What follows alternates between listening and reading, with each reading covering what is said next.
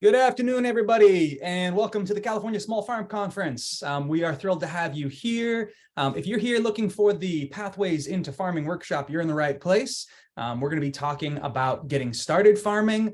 Folks who are maybe just getting their start, or maybe they're just farm curious is the term I use. But we hope we can get your questions answered, and we have some wonderful panelists here who are going to provide a number of resources. Who've been working with beginning farmers for a long time. So before I pass over to them, just want to get a sense of who here is, who's in the room. Want to find out, some folks might just be getting started. Some might be maybe a little further along in their farming careers. So I'm going to launch a poll here and just answer which of these best describes who you are and where you are in your farming trajectory. So the answer, the options are, I'm just farm curious. You just maybe think it sounds interesting. You're an aspiring farmer. Maybe you operate a hobby farm, maybe backyard farming, but you haven't really made the plunge into commercial farming. Or maybe this is your first season, getting ready, to start your first farm. Or is it in the first 5 years, been farming more than 5 years, or are you here in a support role? Maybe you're here with a nonprofit organization that supports or incubates new farmers. So we'll give you just a little bit longer to fill out that poll and pick which best describes you and get a sense. All right, it's looking like a lot of aspiring farmers. That's exactly who we're going for today. So I'm going to go ahead and close that poll and let's share the results. As you can see, we've got a lot of aspiring farmers. We have several people who operate a hobby farm, a few folks who are already farming. It looks like just one person who's been farming for more than 5 years. So I think we've got our target audience, as well as a number of people here in a support role. So with that, thanks for being here. I'm going to pass it over to Cindy and Aleta. Take it away. Okay, so we also want to spend a few minutes with you to talk about the difference between a hobby farm and a commercial farm. And I probably should introduce myself first. I'm Cindy Fake, and I'm the University of California Cooperative Extension Farm Advisor serving Placer and Nevada. And I've been the farm advisor for 22 years in Placer, Nevada, and have been doing beginning farming training for 15 years. Aleta, who are you? I am Aleta Barrett with Starbright Acres Family Farm. We are a small farm up in the Sierra Nevada foothills in Grass Valley, California, and we've been farming for 13 years. We're actually going into our 14th season, and we mostly grow annual vegetables. Okay, so I am going to open the whiteboard, and wait a minute, I think I'm going to open the whiteboard.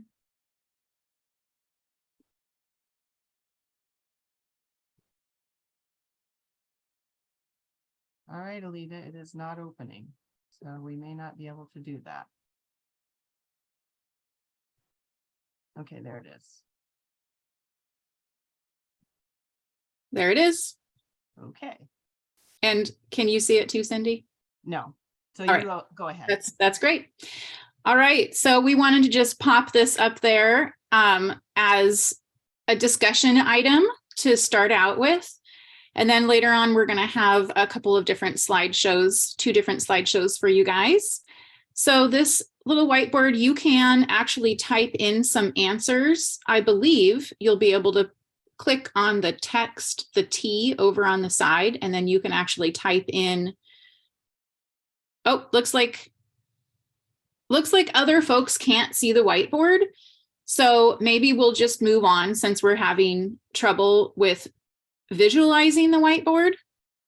Yeah. Looks like other folks can't see it, Cindy. Okay. All right, we can move on then. Yeah, so we'll just move on. It was just mostly an activity to have you guys think about the basic differences between when a farm is a hobby versus when it's a farm business. And we'll continue to talk about that during our other presentations, so that's fine. Okay, so I will now share our first presentation. So we're talking about a farm or ranch business now. And so we have 10 things that we think are important to talk about getting started, what you need to do. And Aleta and I will switch off. I'm the academic, Aleta is the farmer on the ground. So first thing is a business plan. So you're going into business. You're not a hobby farm anymore. Your business plan needs to be a living document that you reassess and change on a regular basis. You want to look at having a mission and vision statements in there, where you want to go with your business, the goals and objectives of your business, how you're going to get there. Think about your management and organizational structure. I understand many beginning farmers are sole proprietors, but you probably are going to have some people outside of yourself that are going to need to help you with your farm. So think about how that organization is going to work. Then think about what your products are going to be, what you want to produce, and what the market potential is for those products. Then you're going to want to make a marketing and sales plan, an operations plan, and a financial plan. And we'll be talking about those in more detail as we go along. Aleta. All right. So I do like having a business plan. It is an excellent tool for loan applications. And I don't actually recommend getting loans until later on in your farming career, but if you do need to get a loan, a business plan is imperative. In my business plan, I always include a summary of the changes that are happening on our farm that year. And I also include an estimated budget. I like to calculate out the number of employees and employee compensation, the owner compensation, and any major planned purchases, in addition to my basic budget. And then I also include the estimated income, including the per crop expected revenue, which is something that a loan officer would require. And I usually update my business plan during the off season every year. And that way I have a constantly changing living document that is regularly updated. Cindy. Okay.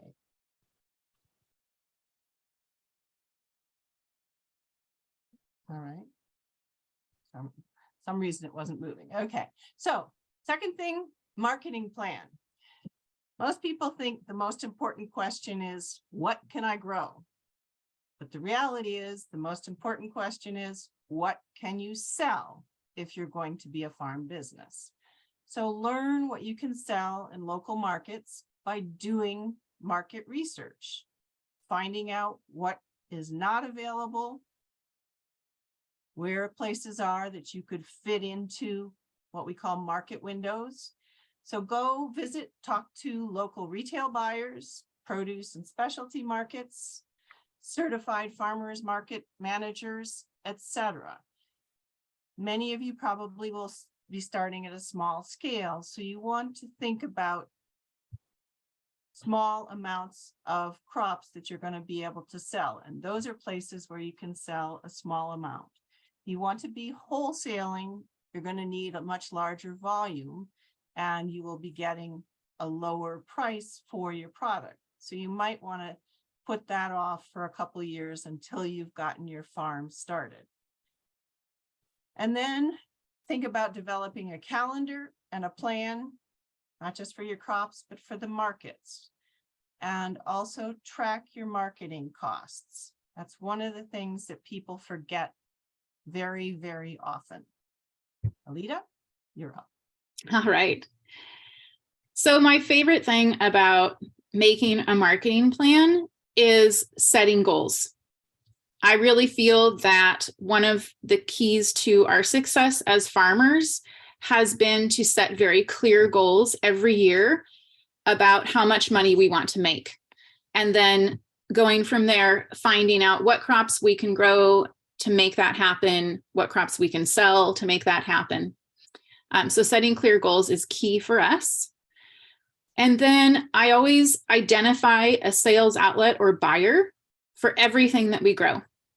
So at the beginning, this can be really challenging. And when we first started out, there was more flexibility in this because we were learning a lot. And so we primarily focused on farmers markets. And from there, worked our way into restaurants and grocery stores and other wholesale hubs. But it really is helpful to go over to the market, look around, see what's potentially needed. If you're just growing the same stuff as everyone else, you might have a harder time selling your product. So really know where you're going to sell anything that you're going to grow. And every year, even now, we brainstorm a list of all potential buyers and ways to expand our business. Any new restaurants that have opened up or ones that we might be able to get our foot in the door, grocery stores, so on and so on.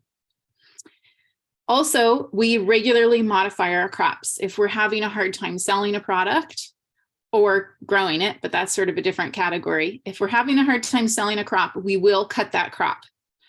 And that really helps us maintain profitability. Yeah, that's important. Okay. Why is it not working? Okay. So next, an operations plan. An operations plan basically covers your entire farm.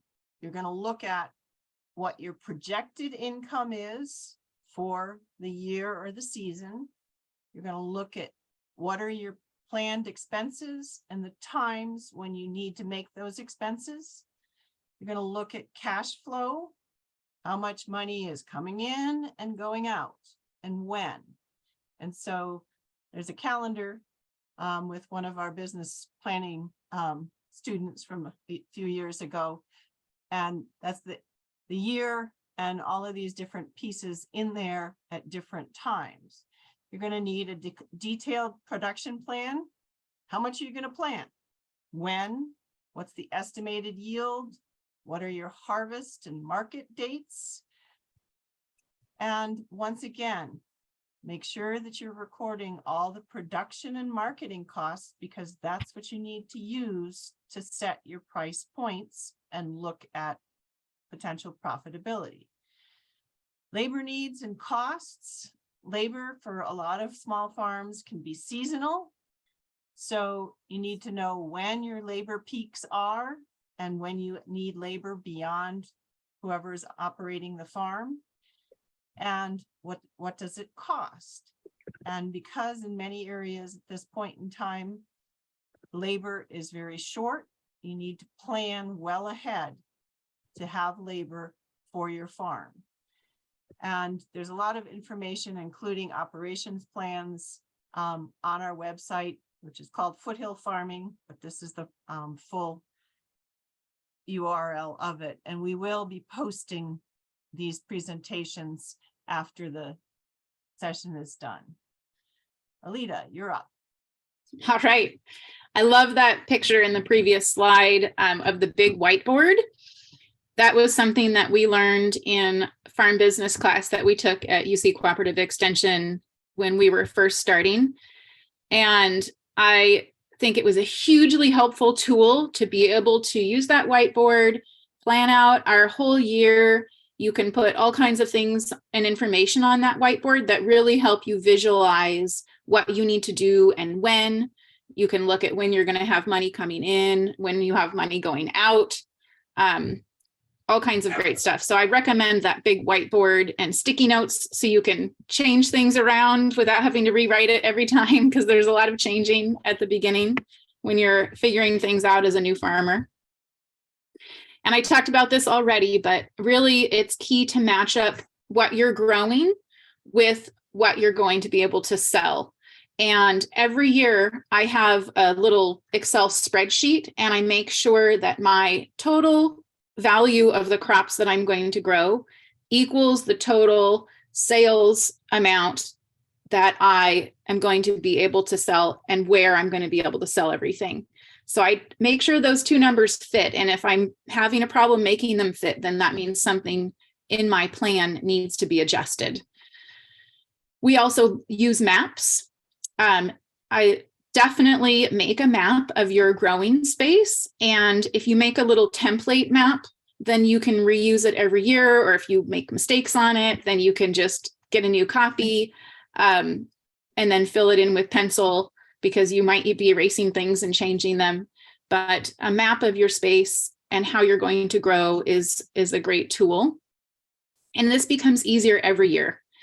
We still do it, and it's still very useful, but it has become easier and easier as these crop plans become more intuitive and more routine. Great. So now we're going to take a moment for questions on business plans, market plans, operations plans. So you can put them in question and answer or in,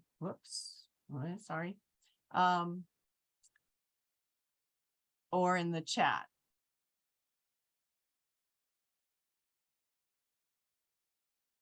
Aleta, can you see the chat? I'm having trouble here. Yeah, I have the chat up. Okay, so what do we have? Questions? No questions yet.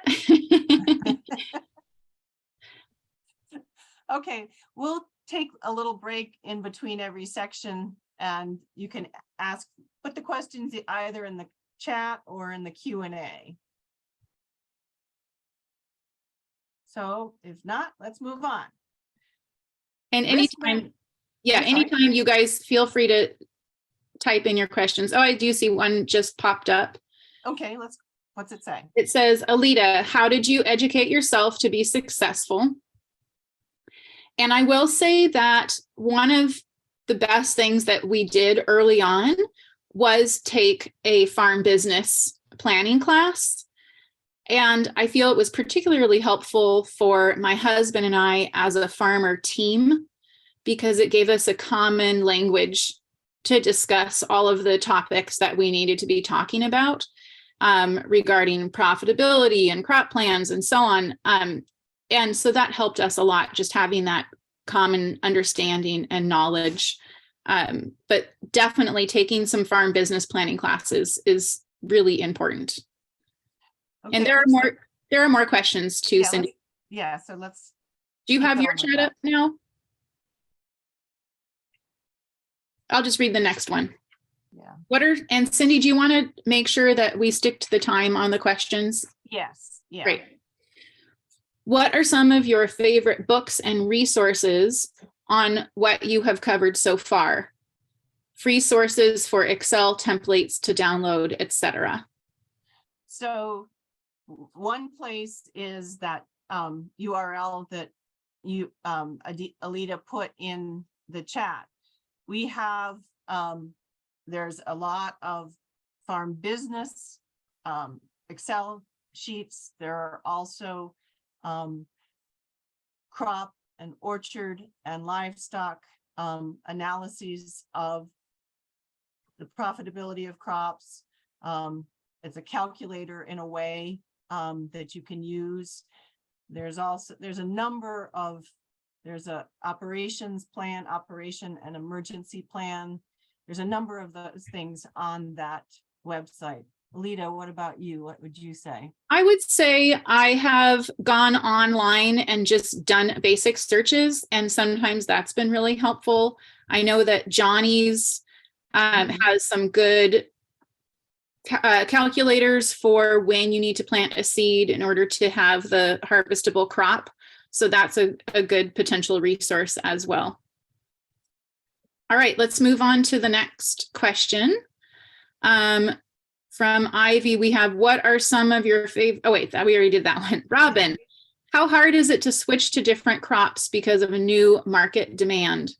Do you sometimes hold on to your signature crop, hoping the demand will change? No, I don't think that we hold on to a signature crop hoping that the demand will change. I think one of the benefits of having a fairly small farm is that we can change things pretty quickly and shift as we need to.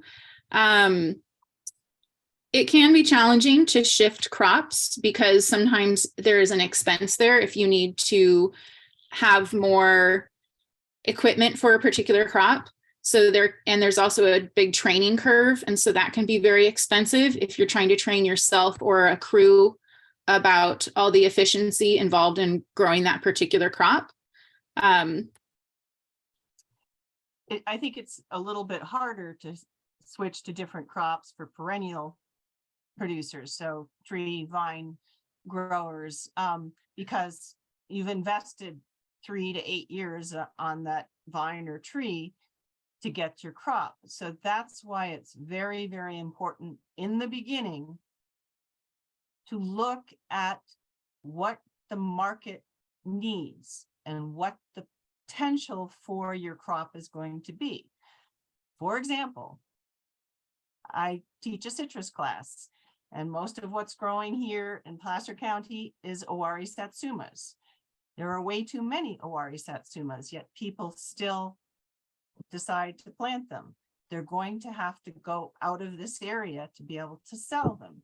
There are other mandarins that could be grown instead. So if you're looking at perennial crops, you've got to look at the market demand, and you may have to look wider than just your local area.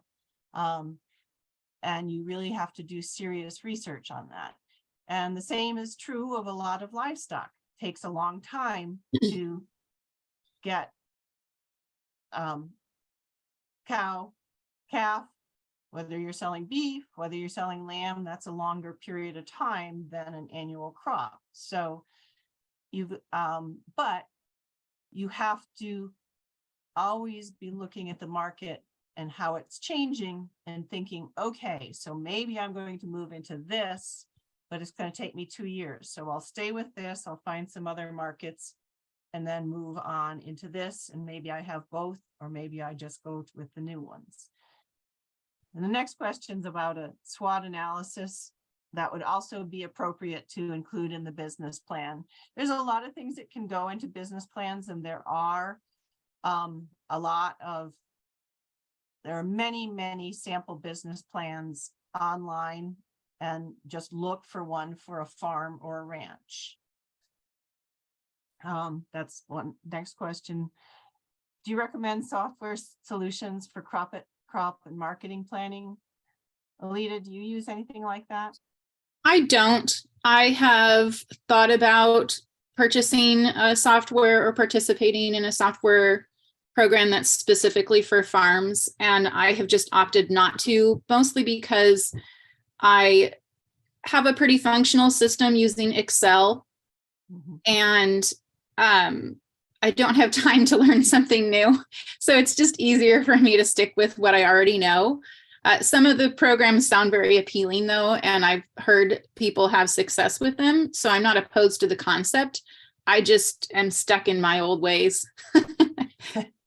Yeah, I think a lot of farmers use Excel for crop planning, marketing planning, but there are good software solutions. And I think there's plenty of options out there. The one thing I will say about a lot of software solutions now are that they're all subscription. So you will be paying every year for them. You may find some from Cooperative Extension across the country that will be open source that you can use, but a lot of the private ones are now on a subscription basis. It might be a profitable idea for you because it'll be more effective and efficient for you. So, but just put the cost of that subscription for the software into your budget. And the last question here, and I think this will have to be the last one. Y'all talked about researching local restaurants or places to sell. Are there online directories or just a matter of cold calling places around? So I think the thing is that you can find out anything online about restaurants. But what I would say, if you want to look at really doing market research, you want to start with a farmer's market, because the farmers in the farmer's market are going to be selling at places beyond the farmer's market. Many of them sell to restaurants. And in a lot of cases, chefs come to farmers markets. So talking to farmers in a farmer's market, also go around to the restaurants. And especially if you have very specialty crops. So if you have a particular, I mean, Aleta, you have salad turnips and some different things than other folks. So go to a restaurant that you like, that you think they might be interested in what you have, and take what you have that's special and talk to them. Aleta, what about you? You guys sell to some restaurants. We do. And when we were first starting, I did do a lot of cold calls. Not completely cold, sort of warm calls maybe, because they were restaurants that I felt had already promoted themselves as purchasing local or organic, or had something that made me think that they might be interested in purchasing local food. And cold calls are really hard, but yes, I would do that. I did also show up with a super nicely packed box of produce to restaurants and say, this is what we're producing. If you are interested in purchasing this or anything else from us, here's this really nice box. And here's this list of other things that we have to offer. And that would sometimes would open the door with a chef. So I've done both of those things, and that's a good way to go. And then, yes, talking with the farms at the farmers markets about where they might sell and anywhere that they would suggest. Sometimes they have really great information about what's needed, and they already sell a product, but they don't grow enough of that. And they know the restaurant needs more than what they can provide. So that can be a great place to start.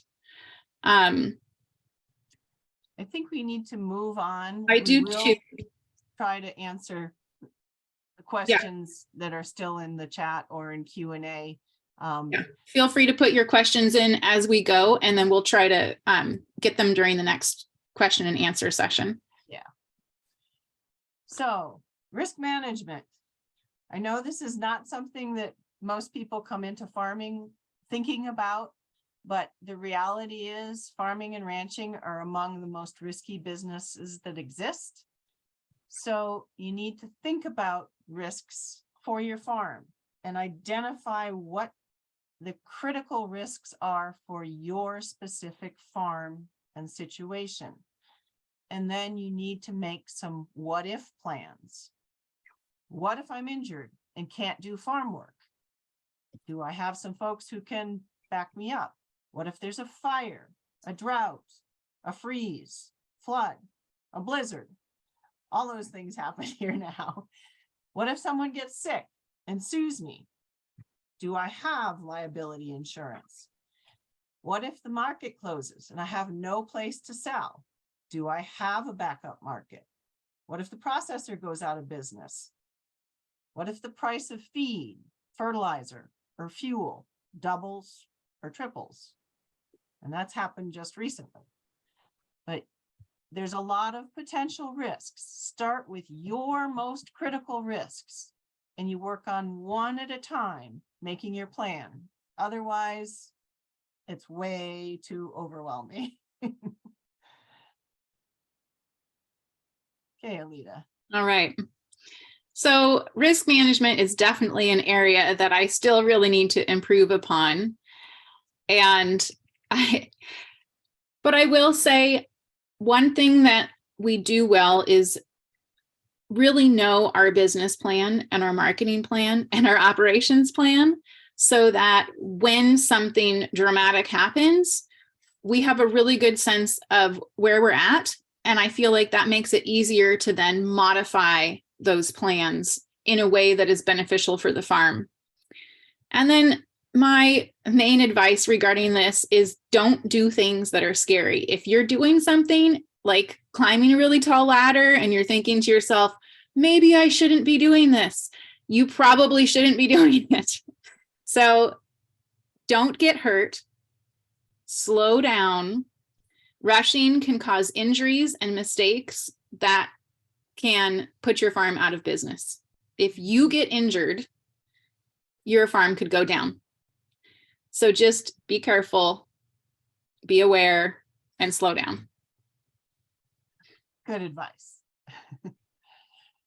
Next, a capital investment plan. So capital investments tend to be large sums of money, generally at least $1,000 or more, but you may want to, if you're on a low budget, maybe $250 is a capital investment for you. So number one question, do you really need a tractor to start farming? I'm gonna let Aleta answer that question in a minute. So as you're starting out, make sure you really need the equipment or the infrastructure that you're thinking you're gonna need. Do you really need it to start farming? In many cases, leasing is more cost-effective than buying equipment. Can you substitute labor for capital purchases, or can you do it on the cheap? You need to think about making a plan for your capital investments and set the priorities for your purchases. In business planning, we give you three capital purchases that you need to decide which one is the priority. The three that come to the top as priorities, and then the number one priority. And then cost out your top priority capital investment and analyze the potential economic benefits. So for example, if you wanted to buy a hoop house, so let's just say it's going to cost $15,000.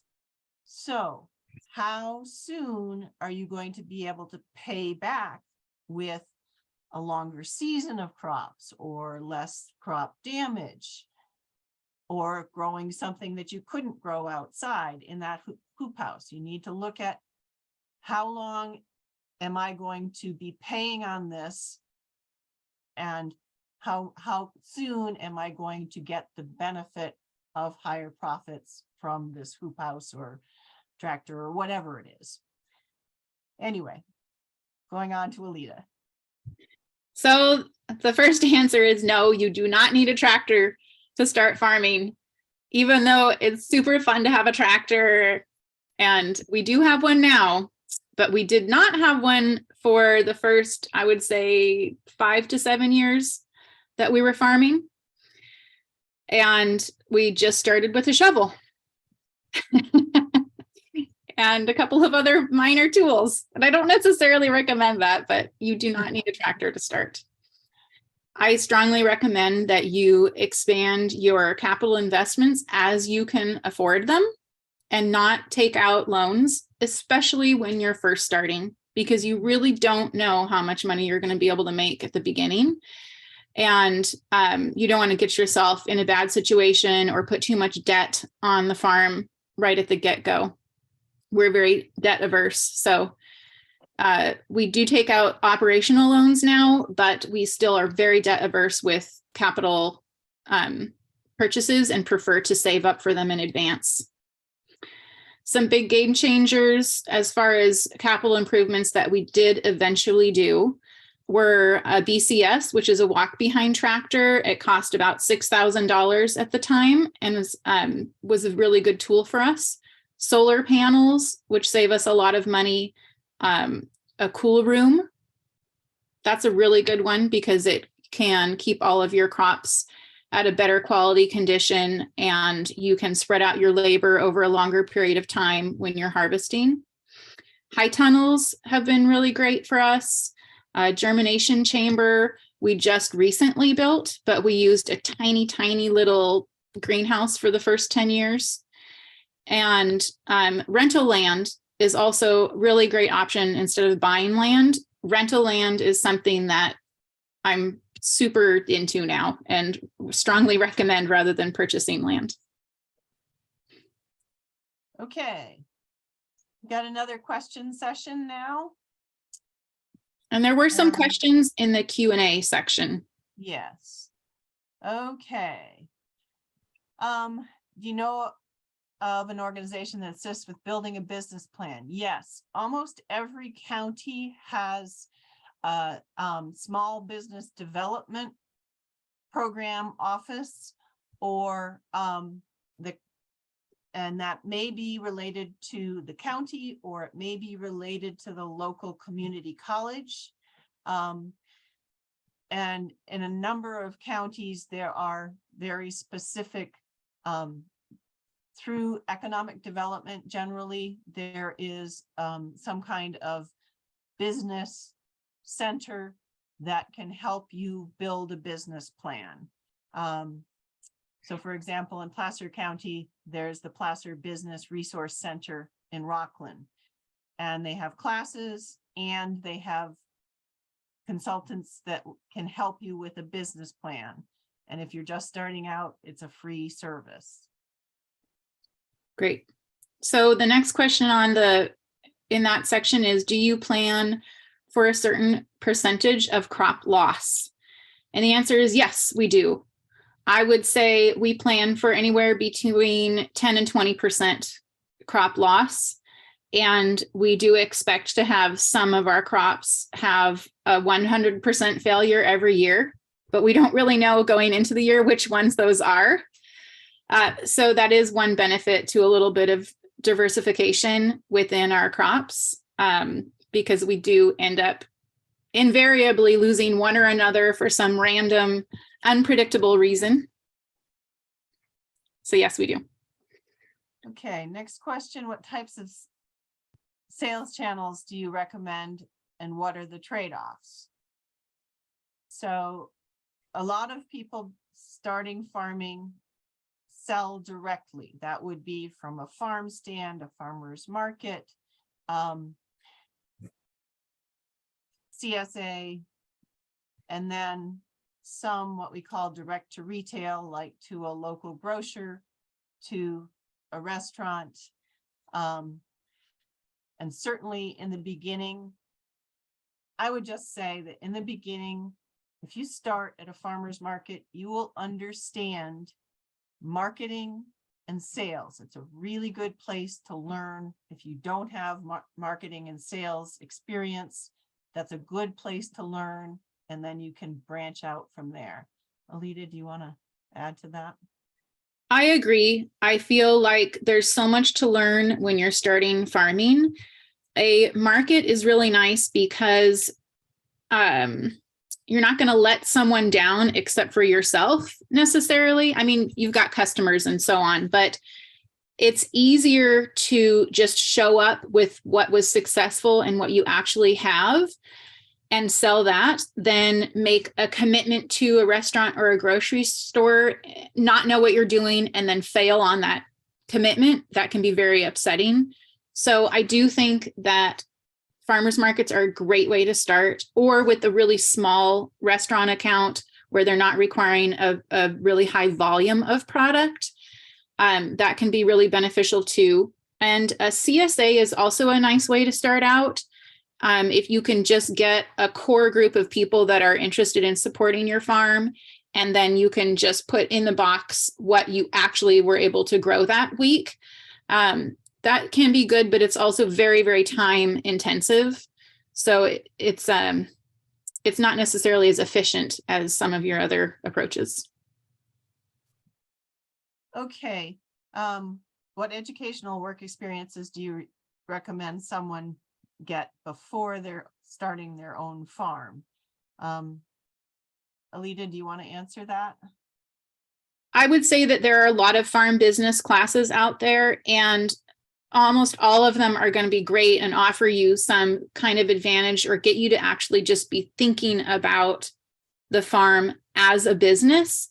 We took classes at UC Cooperative Extension, and they were great and super helpful. So that's was really great for us, but there are a lot of places that offer farm classes. Okay. We have a few more here. We're going to have to just maybe take. Let's at least get the ones that we didn't get last time around. There was one about Yeah. how to understand the market and find out what produce has more potential. And I would just say I would start out by talking with the market managers. So market managers often know what products are coming in and out of the market, and they're often looking for some specific products that are not currently available. So the market manager is a great place to start with that question. Yeah. Okay. I think we got to move on for our time. We will answer the rest of the questions as we go along. So let's talk about record keeping. Small scale farming is generally cash based. It's easy to forget to record transactions. It's also easy to spend farm cash. You really need to make a budget and follow it. And you need to keep good records. Use a square. You can use that as a record keeping measure. You're going to need to record all your sales, your incomes, what's in your cash box if you're at a farmer's market or a farm stand on your farm. Paying attention to those income and outgoes are really, really important in your profitability.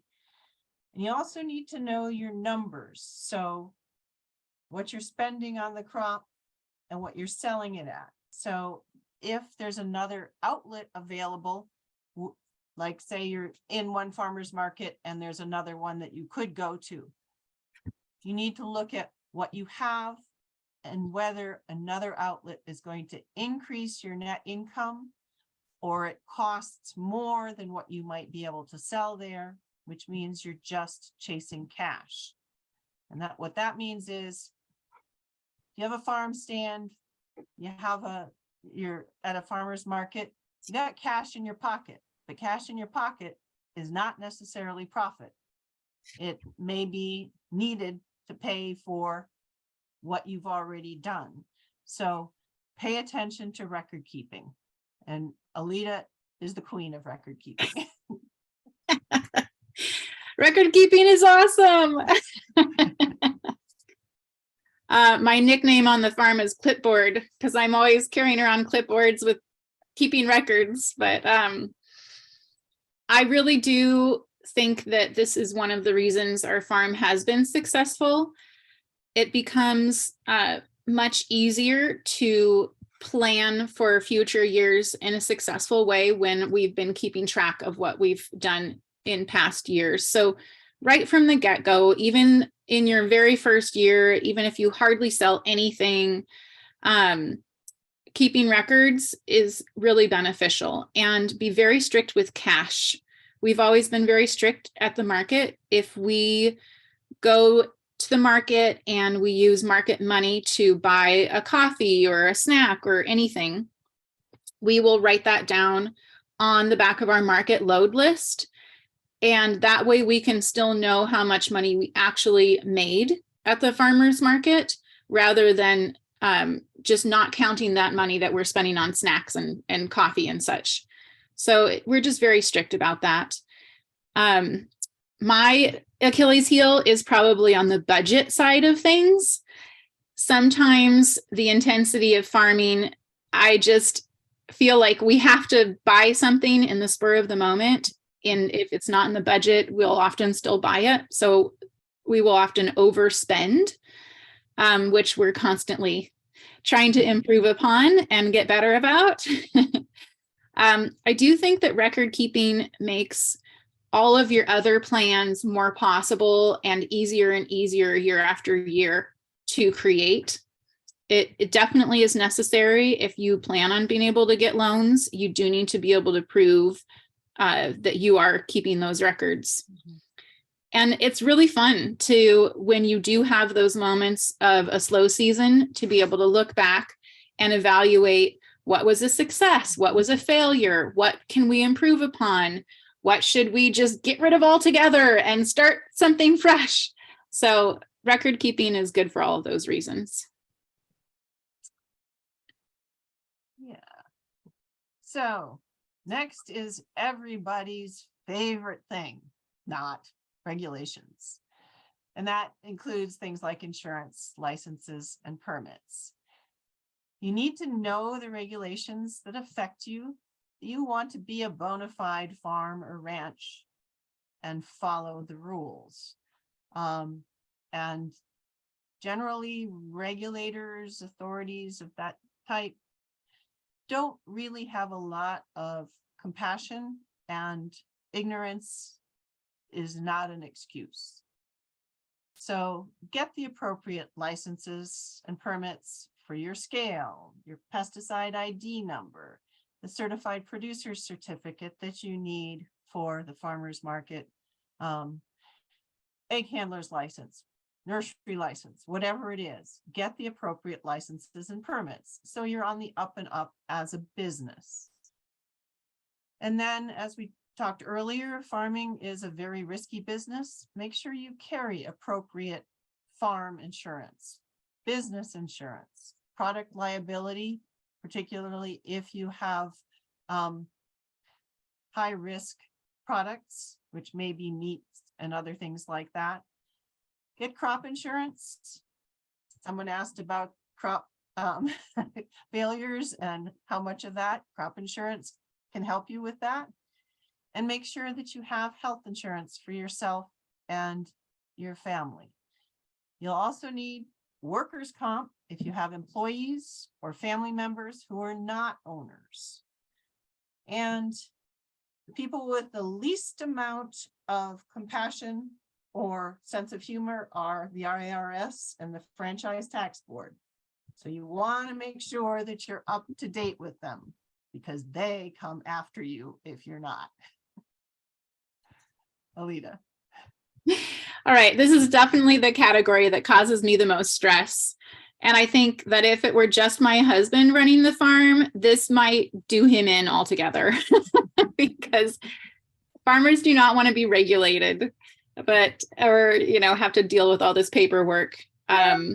So I have found that most of the regulation things are much more overwhelming to think about than to actually do when I sit down and do them. And I use bribes to force myself to do them. So chocolate is a great one for me.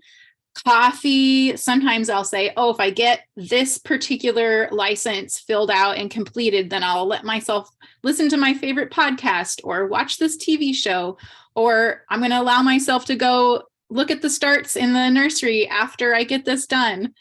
Do a self-imposed deadline, some way to make myself do these things that I really don't want to be doing, but they are important. And the other thing I would like to say about it is just, I would say, don't let yourself get too overwhelmed by this category or let it prevent you from farming altogether.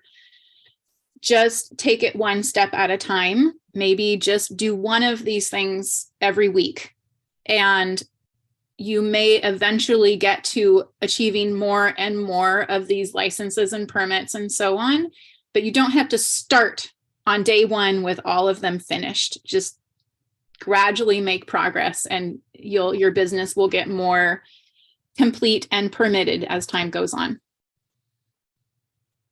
Okay, I think we have another question session. And we've got, okay. There was a question a little bit ago that someone had said, do you need any specific licensing to sell to restaurants? Cindy, do you have an answer for that? Generally not, at least in our area. You will need to have, you need to be following the Food Safety Modernization Act, food safety. That's going to be something that some restaurants will be looking at, certainly if you're going to be selling to a grocery store. And FSMA training, if you go online to produce safety, which is run out of Cornell, they can list things. Usually, like here, the Farm Bureau is putting one on in March. The leafy greens organizations put on food safety programs on a regular basis. Sometimes UC Davis's Food Safety Institute puts them on as well. And more that's becoming pretty critical. At this point, it doesn't seem like most of the restaurants are paying that much attention to it, but you at least need to know what you'd have to do. Yeah. Okay. Let's see. Oh, this question about, did your farm have to do any pivoting during the shutdown, which changed your risk management? Not really. For us, the only pivoting that happened is that our sales skyrocketed. And I think a lot of farms experienced that. There was a lot of fear about supply chains and whether or not people would be able to get food, and a lot of people starting to grow their own home gardens. And we provide nursery starts as well. So our nursery starts sales went way up and our produce sales went way up. Of course, it was a challenging year with the mask wearing, and we had to hire additional employees, and we also had to have additional employees at the farmers market because of money handling regulations, and had to add a hand washing station at our booth and such and such. So our expenses went up, but our income also went up pretty dramatically. Just to piggyback on that, yes, in this area, a lot of small farmers did have 2020 was one of their best years. And for many of them, it was because they were not necessarily pivoting crops, they were pivoting marketing. So people started small CSAs or started selling in a farmer's market instead of, to the wholesalers or to whoever they had the restaurants. The restaurants were all closed. So people had to pivot. And that we're going to talk in just a few minutes about how important it is to be flexible and be able to pivot. Yeah. And the next question is permits for growing produce. In general, fruits and vegetables, you do not need permits to grow the produce. If you're going to use any kind of pesticides, regardless whether they're organic or not, you must have a permit. If you are, once you become a commercial farm and you're selling any agricultural product, you have to join a subwatershed to be part of the irrigated lands program. You pay dues, and the watershed collects data on the water in your county or in your watershed area.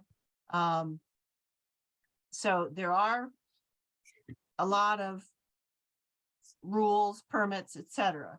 And one of the things that I'll put up after this, we have a list of rules and regulations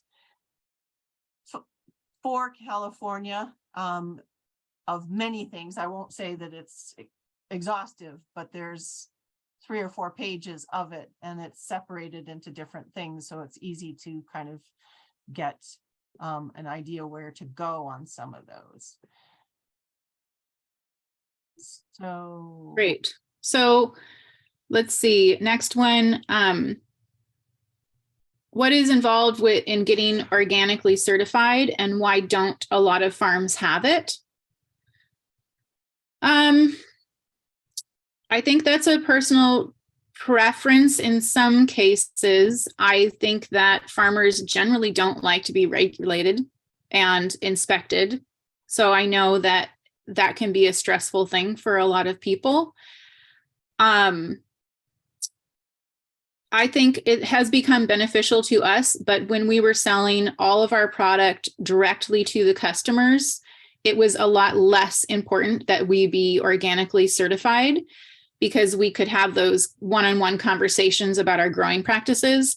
It became really important for us when we wanted to start selling to a grocery store that wanted to advertise our product as organic.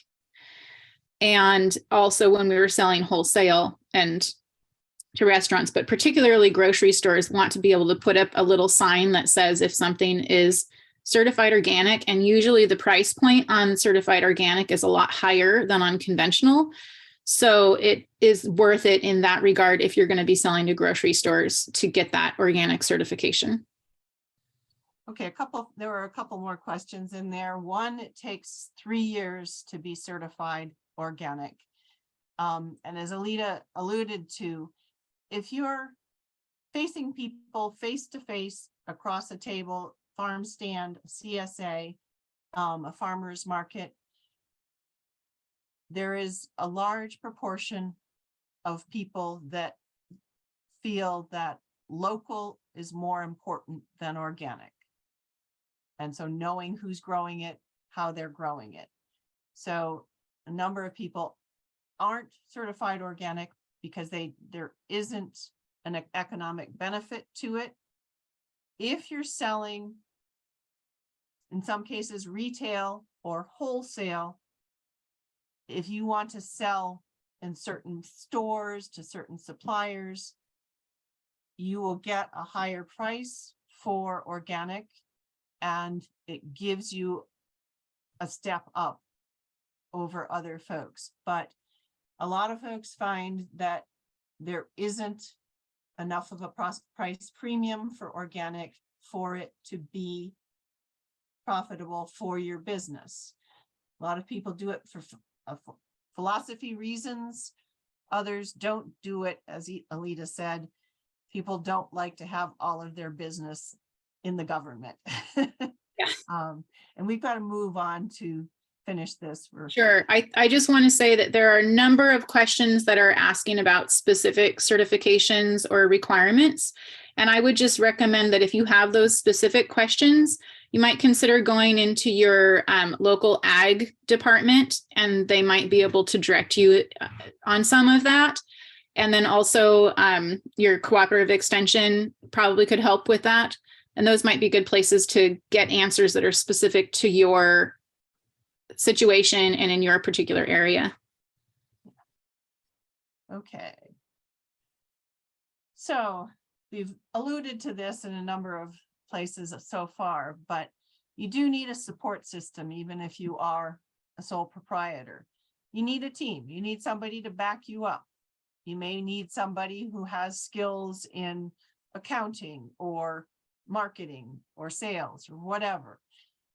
You want to have a team that with the right people on the bus with you and in the right seats. And what that means is people that are good at the job that you're asking them to do. And you do want to develop a network of producers to share information. Other producers are not necessarily competition, especially if you're a small farmer. If small farmers can band together, you have a much greater impact in the market.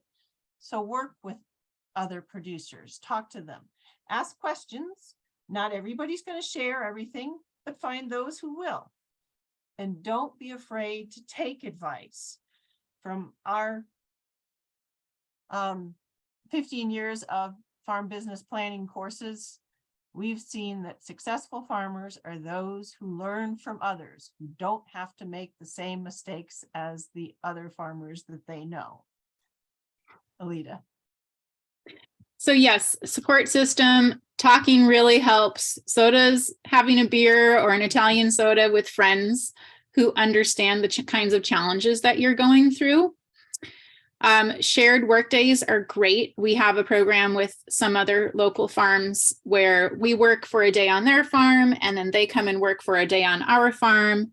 And because we're all so busy, that's a way we can still hang out and also get work done. Going to classes, finding out some educational opportunity where you can bond with other people in that class, that's also a really great way to get to know some other farmers and just start developing that support group. Okay. Something that's really important at the start is to focus. You want to think about focusing on a few crops or livestock species that you can learn to manage well. You're going to have a steep learning curve getting started as a commercial farmer or rancher. You have 25 crops that you have to learn in the first year. That makes it much harder for you. Focus on a small number and focus on profitable crops.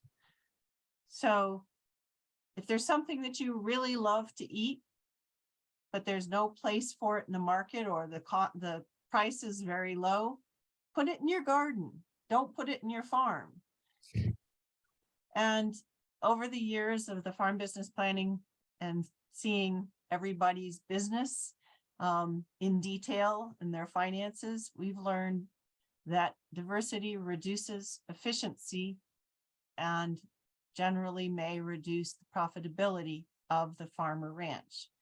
And diversity, particularly in vegetables and fruit production, is really detrimental to profitability, because if you have to treat every crop separately, your labor efficiency goes way down and costs go way up. You also want to consider focusing on a primary market, and that would be the market that you're going to sell to the largest quantity, or if you only have a small amount of something, it's going to the primary market. You need one or more secondary, tertiary markets, backups, in case your market is not functioning. But you need to decide what your primary market's going to be, and then work on building a loyal clientele through good marketing and customer relationships. And that the clientele may not be, the people who come to the farmers market. If your primary market is restaurants, your clientele is the restaurateur or the person who's the produce buyer at the restaurant. So think about focusing what you're going to be doing. So this is a fun one for us. When we started, we were very in the sort of homestead approach, and we started out with goats, chickens, fruit trees, and over 60 different annual crops, which is just crazy. But we thought it was great at the time. And since then, we have gradually cut most of that out. We now have a small chicken coop with eggs, just enough chickens for eggs for us and some of our employees. We do not have goats anymore, and we've cut down our vegetable crops to under 20 varieties. And every year we have continued to cut things out. Our gross numbers have gone up and our profitability has gone up as we become more efficient and more focused. Success, that's what you want. Okay, we mentioned this earlier. Flexibility is really important. You need to be flexible and adapt to the changing conditions. The changing conditions may be the environment. Our current weather is way different than it was 5 years ago. Changing conditions can be markets, costs, etc. Be willing to change your product, your strategy, your markets, whatever. And be aware of what's happening in the world. We call that situational awareness. See what's happening on your farm, in your local area, and further out in the world, because the costs of things that you have to use for the farm, whether it's, fuel or fertilizer or other things, that's determined more by the global economy. But pay attention. And in your local area, look around you and see what successful producers are doing. See if that's something that you could do. Don't just copy what others are doing, but analyze what works and adapt it to you and your operation. Aleta? So regarding flexibility, I would just say that unexpected things happen every year, sometimes little unexpected things, and sometimes huge unexpected things. The only thing constant is change. I always liked that quote. And I would just say that farming is the most rewarding and the most difficult job that I've ever had. So just keep in mind that what you're doing is really, really hard. And I think that determination and fortitude, all of that is also very important. But just keep an open mind. That's what flexibility is about to me. Yeah. So just to wrap up of this, make a plan for everything. Follow your plans. If you're going to make one and not follow it, it's kind of not worth the effort. Focus on small number of crops, focus on your markets. Talk to other producers, ask for and listen to advice. Be flexible. Be successful. That's what's really important. So let's take some more questions and then we have a few more slides.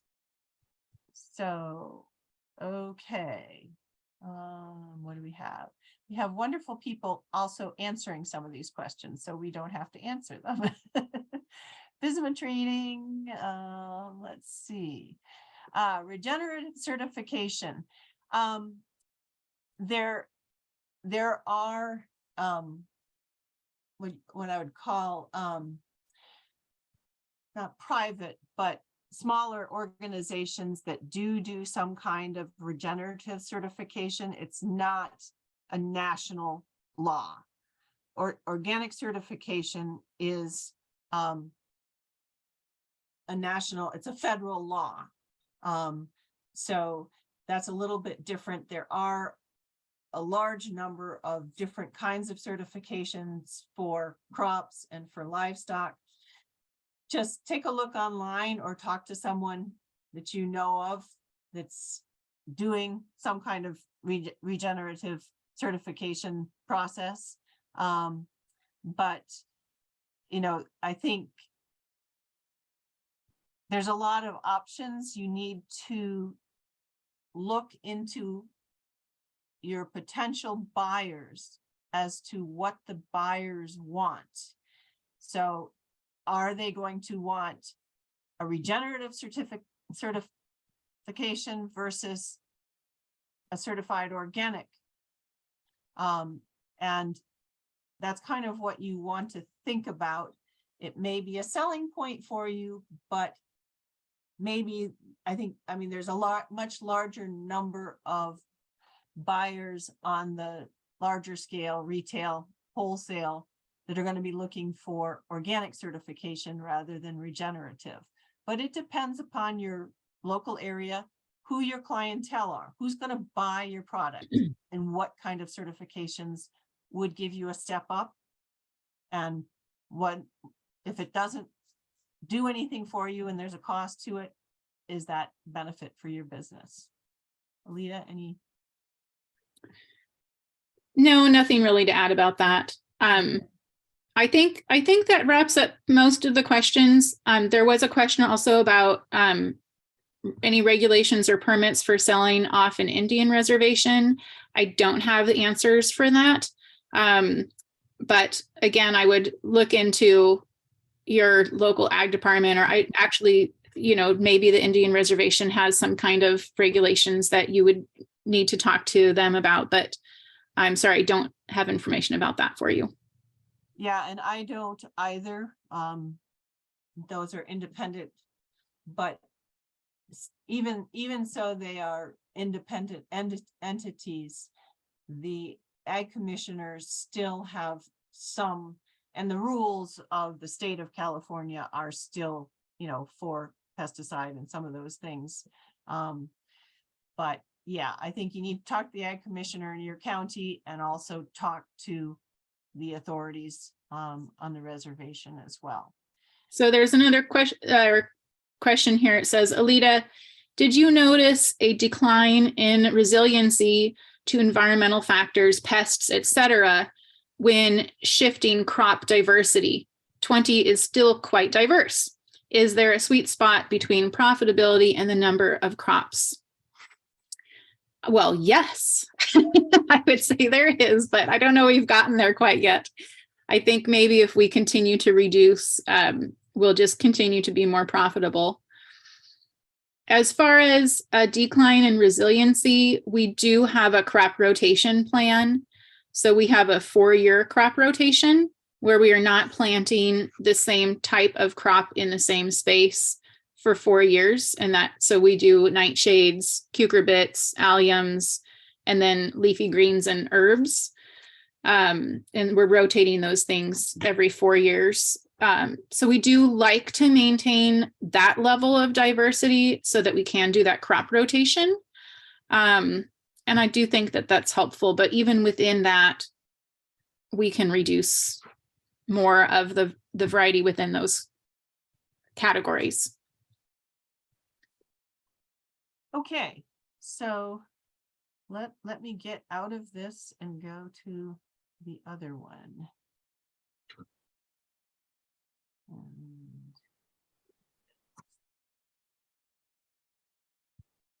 Thanks for your questions, you guys. We're going to open up a new separate little slideshow now that is a lot shorter than the first one, and you guys can continue to type in your questions as we go, and then we'll answer them at the end. Okay. Aleta, can you see the assessing resources? Yes, sure can. Okay. All right. So yeah, this is quick. It's just a few slides. So we've talked about some of the plans that you want to do going forward, moving from maybe a hobby or a wishful farming, potential farming. You also need to look at assessing your resources. And some of the big ones are your land. What can you grow? Water is obviously in California probably the first thing you need to think of when you're farming. How much do you have? How much do you need? Where does it come from? And what does it cost? Financial resources, how much do you have? The big question is, how much can you afford to lose? I know a lot of people start out farming on a shoestring, but you need to think about, okay, what do I have to keep in reserve so I can just keep living? Labor, what can you yourself or your partner do? And what are you going to need help with? And who's going to do that? And even though you're just getting started, you need to be thinking toward the future. And that would be opportunities to expand. Can you get to a profitable scale on the land you have, with the labor you have, with the water you have, etc. So before you plant or put hooves on the ground or chicken feed or whatever it is, evaluate your situation. How much time do you have available? A lot of people have another job. So how much time do you have for farming? What about your skill and knowledge levels? And farming and ranching is hard physical labor. What's your capacity for that? Are your personal economics and finances okay? Or are you really on a shoestring? What will the financial resources for your farming or ranching operation be? And what you need to think about what your potential competitive advantage could be for you. It may be your elevation, your soil, your knowledge of a particular crop or animal species. What do you have that can move you forward? And then think about what a profitable scale would be for your operation. Aleta, you want to chime in? Yeah, I would just say that evaluating all this is really important, and your answers don't necessarily mean you can't farm. There are solutions to all of these issues, but it's important to know what they are and to go into it with open eyes rather than just thinking that everything's going to be perfect. It's better to go in with a plan than just not figuring these things out ahead of time. Yeah, because it is potentially a loss of funds or etc. So before you plant, evaluate your resources in terms of the physical characteristics of your property, or if you're leasing property, what's the elevation? Is that going to be an asset or a detriment? What's the topography? What direction does it face? The aspect. What's the microclimate, or what are the microclimates, and how can you use those to your benefit? What are the soil characteristics? What are you going to need to do to keep the soil alive and working for you, for your crops or your pasture?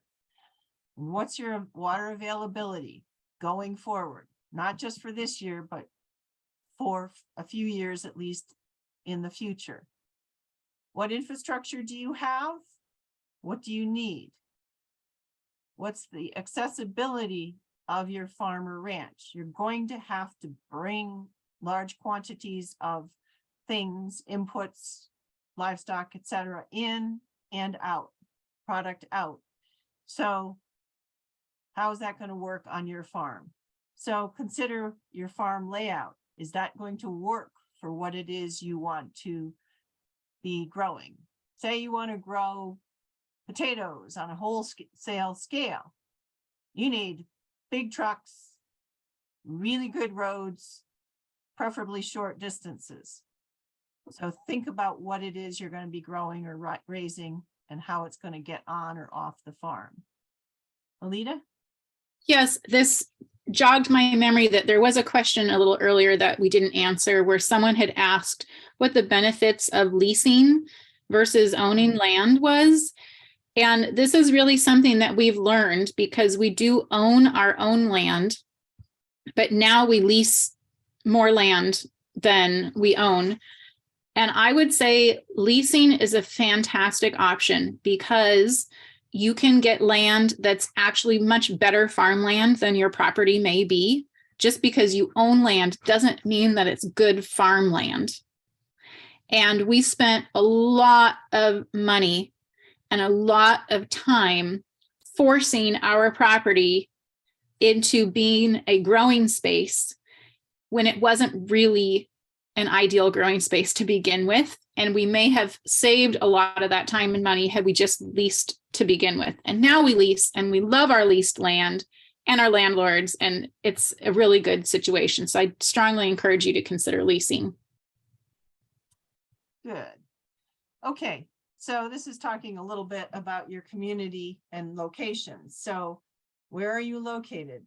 How big is your acreage? What else is there around you? Are you in an ag only zone of your county, or are you residential ag or ag residential? There may be zoning restrictions. What about access to your farm, the roads, the distance to bring in things or go to the market or processor? And neighbors. Neighbors can be wonderful, and neighbors can make your life really miserable. And I'll let Aleta talk about that. Definitely take your neighbors into consideration, make friends with them, really good friends as soon as you can. Bring them a jar of pickles or whatever you need to keep friends with your neighbors, because they can really mess up your life for a while if they want to. Yeah, especially if you're in a somewhat residential area. Some people move in and think that, you know, it's all going to be quiet and nice and clean. And, you know, if you're plowing or have animals, there may be noise, there may be dust, etc., and people can get upset. So letting people know that you're going to be farming and, you know, this time of year, and yeah, give them your peaches or your tomatoes or whatever, keep them happy, let them know what you're doing. Labor resources. We've touched on this quite a bit. Labor availability is a real problem in California right now. And a question for yourself, are you skilled labor for the farming that you want to do? If not, where can you get these skills? There are classes and workshops, whether it's cooperative extension, whether it's at your local community college, places like the Center for Land-Based Learning and ALBA. There are internship and apprentice programs. And if you look in the chat, it's pretty much, there's a number of people that are involved in those kinds of organizations and have left information on the programs that they know of. And a good place to find out from those is to go to your UC Cooperative Extension office, because many of us have beginning farming programs or know where those places are. But your local community college is often very good. They often have agricultural or horticultural programs and business programs, and then the small business development programs as well.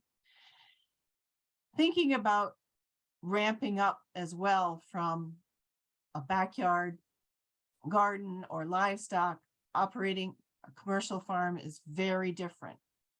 And while you may be unpaid to start, you need to pay yourself as soon as possible. And labor for fruit and vegetable crops is a huge amount of the direct cost. So labor efficiency is absolutely essential. And Aleta is also the queen of efficiency. Me and my clipboard with my timer. Yeah. Yep. One thing on here, as far as ramping up goes, that I think is great to do pretty much at the beginning of when you start a farm, is to pay yourself. I think it's really important that you not think of yourself as free labor. And when we started paying ourselves, I believe we paid ourselves something like $100 a month. But we put it on an automatic transfer from our personal bank account, or from our farm bank account, into our personal bank account as what we were getting paid. And then we were able to ramp that number up and up and up over the years, but it made us very acutely aware of how much money we were paying ourselves. And I think that's a really important thing to make sure you know and keep in mind. Yeah. Okay. So the big thing is, we've talked all about these plans, assessing your resources, but don't let that stop you from getting to start your farm or ranch. Basically, assess your resources, start your planning, get farming. You've got to do it. So thank you for listening. We have about 5 minutes more of time for questions. We do have to close this down at 2:30. So let's see. Yes, excellent question. Should you have a farm business bank account? Absolutely. You have to separate your personal finances and your business finances, and do that as soon as possible. Next question was, when you're starting out, at what point do you suggest formally establishing your business, such as a sole proprietor, LLC, and start deducting business expenses from taxes? And I would say right away. A business license is very easy to get and not very expensive. I would recommend doing that right away, and then getting a bank account set up. You'll need your business license first if you want to put the bank account in your business name. The bank will require that, but that's very easy to do. And then you can separate your finances, which is key. We are still sole proprietors. We're not an LLC, and that's fine. We do file a Schedule F with our taxes every year, which is great because we have so many expenses that we can write off all of those expenses as a farm and really save a lot of money on what we would otherwise have to pay in taxes. So I would say the sooner the better. Yeah, you need to start doing the Schedule F. But generally somewhere around 5 years, if you have no income from the farm, the IRS starts looking at you. So make sure that you are having some income, not just writing off everything. Okay, we got some other CAFF workshop on practical land access tools and resources, other resources. So I don't see any other questions. We have about 2 minutes. Someone asked if your farm should be an LLC. Oh, right. I'm not really going to give advice on that because I am not a tax person or a lawyer. We have opted not to. And I know there are reasons why too, and we think about doing it, but we haven't yet. I'm sure there are fantastic reasons, and some farmers would say you should do that. Yeah. Well, thank you all for coming. There were about 80 of you here at one time. And it's great for us. It's fun for us. It's been fun to put this together, and I hope it was helpful.